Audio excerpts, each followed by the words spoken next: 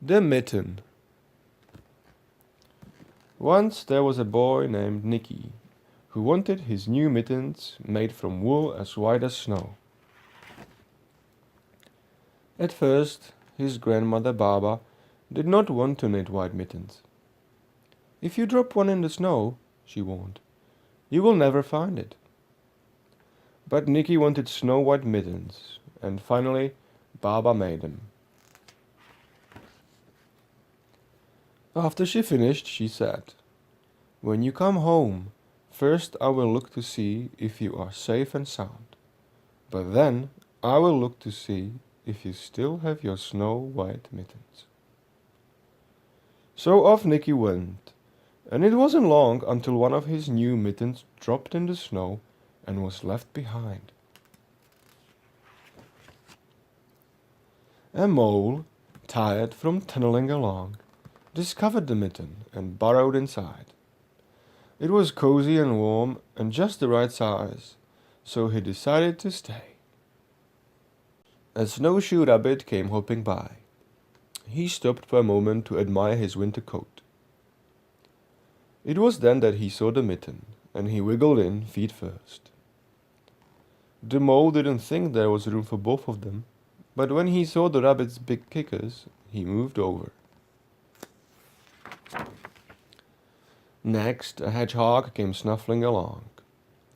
Having spent the day looking under wet leaves for things to eat, he decided to move into the mitten and warm himself. The mole and the rabbit were bumped and jostled, but not being ones to argue with someone covered with prickles, they made room.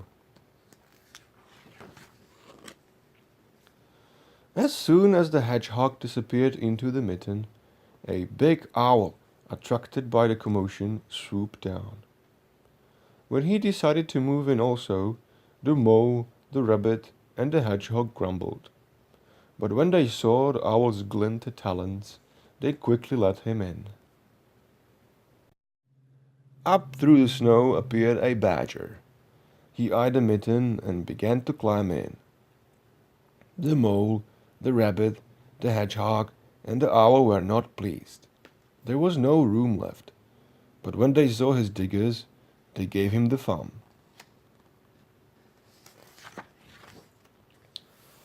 It started snowing, but the animals were snug in the mitten.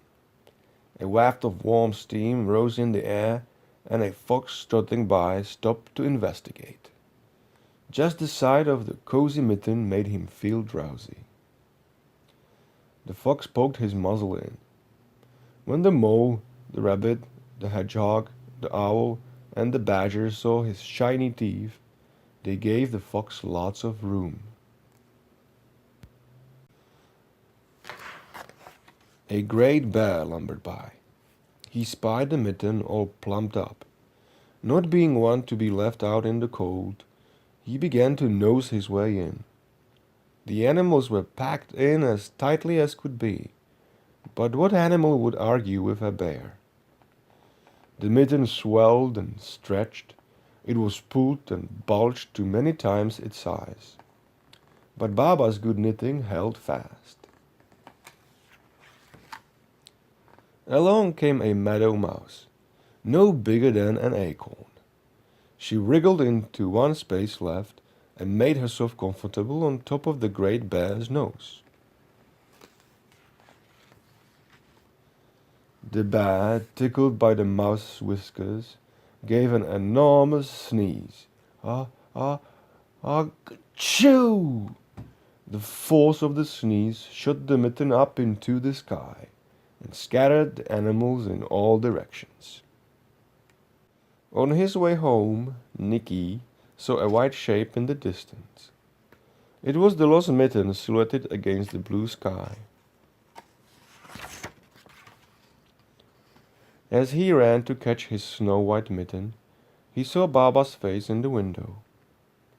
First she looked to see if he was safe and sound, and then she saw that he still had his new mittens.